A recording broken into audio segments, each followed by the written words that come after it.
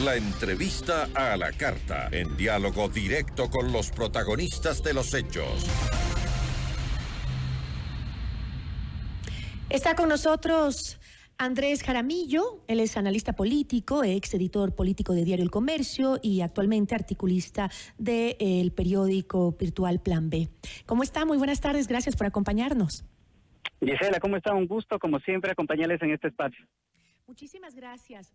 Analicemos un poquito lo que está sucediendo, que realmente nos sorprende a todos los ecuatorianos, ¿no? En menos de 2 días, las bancadas de la Izquierda Democrática, el Partido Social Cristiano, pasaron de condicionar el pedido de juicio político a de repente apoyarlo totalmente. ¿Cómo se justifica el constante cambio de opinión de las bancadas de la Asamblea Nacional previo a que aprobaron el informe, no?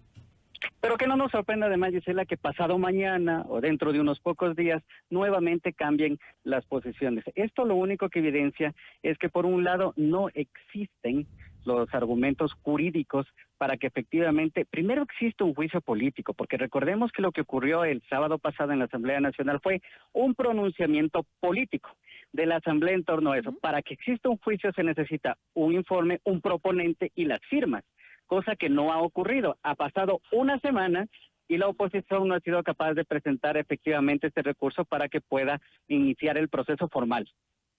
Ahora, de acuerdo con el artículo 229 de la Constitución de la República del Ecuador, el enjuiciamiento político procede bajo el supuesto que se verifique uno de los delitos agrupados en 3 tipos: delitos contra la seguridad del Estado, delitos de concusión, cohecho, peculado o enriquecimiento ilícito, conocidos como delitos contra la administración pública, y delitos de genocidio, tortura, desaparición forzosa de personas, secuestro u homicidio por razones políticas o de conciencia, conocidos como delitos de lesa humanidad.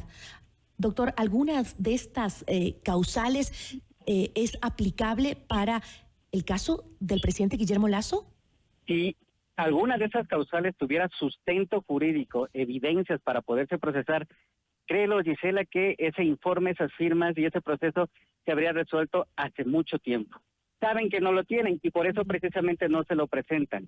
Sería una derrota, un paso atrás, que el correísmo, por ejemplo, presente un juicio con las justas firmas necesarias y con menos votos de lo que significó la aprobación del informe de la comisión que se creó y que se votó el sábado anterior.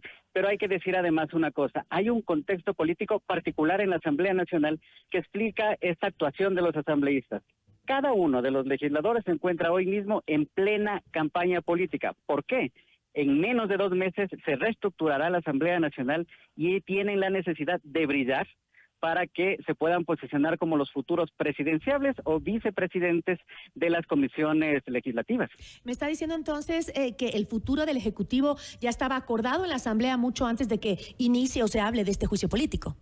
Efectivamente, y lo que vamos a ver ahora es que efectivamente van a utilizar cualquier tribuna posible para poder tener presencia mediática y tratar de posicionar a los cuadros que eventualmente podrán dirigir, especialmente 2 comisiones: la Comisión de Fiscalización, a través de la cual se procesan los juicios políticos, y las comisiones relacionadas con el Frente Económico, a través de la cual se procesan los temas tributarios.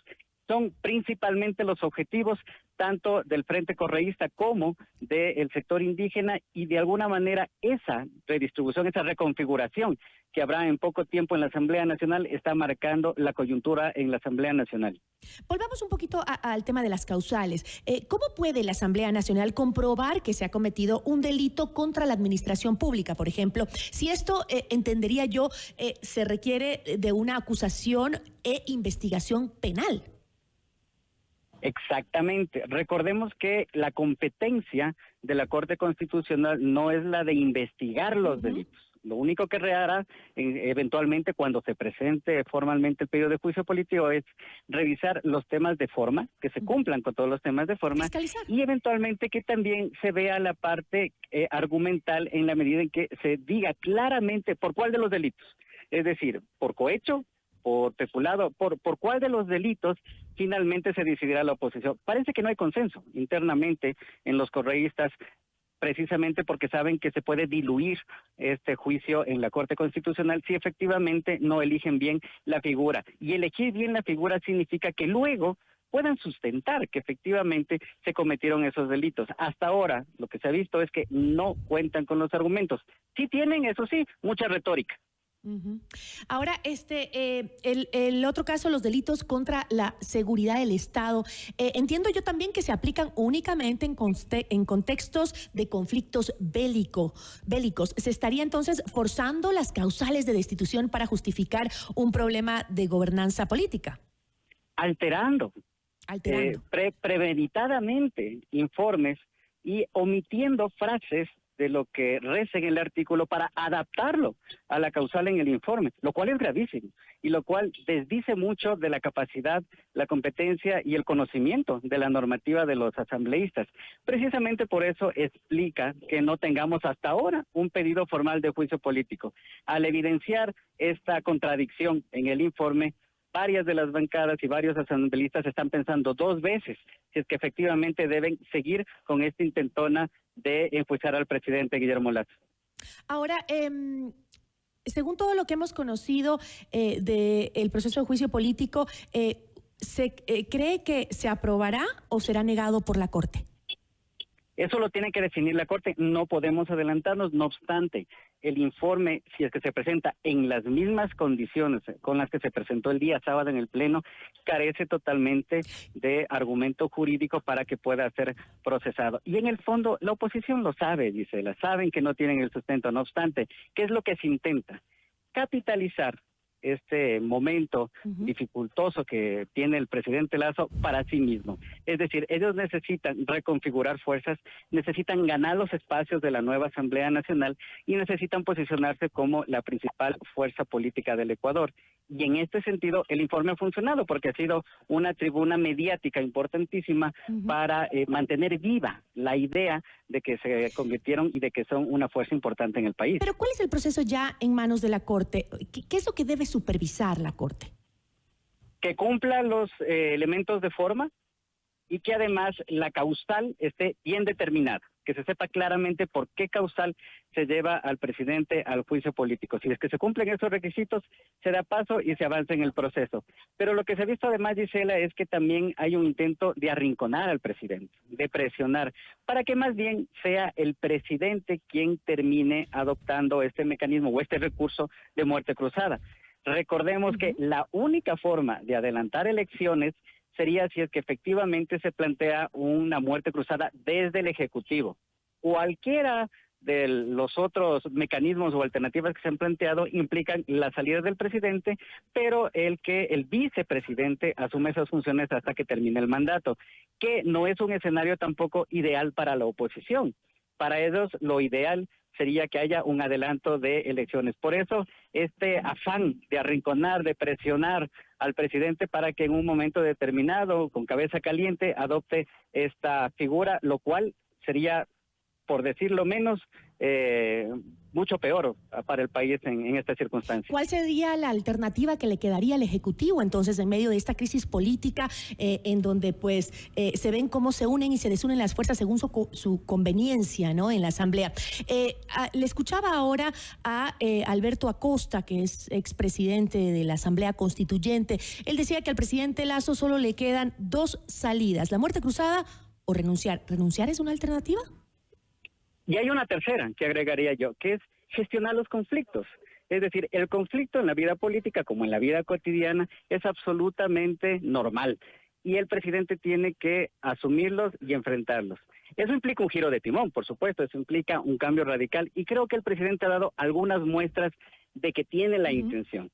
El renovar el gabinete ha sido una señal interesante que ha dado el presidente. Ahora vemos también un presidente que, por ejemplo, frente a la tragedia que han provocado las lluvias en Chone, inmediatamente se trasladó allá y está gerenciando desde ahí la ayuda y todo lo que tiene que hacer el Estado para ayudar a los damnificados. Es decir, algo que no se veía antes, que era un presidente ausente, hoy vemos que está asumiendo un liderazgo que era esperado y que se lo debía hacer desde antes.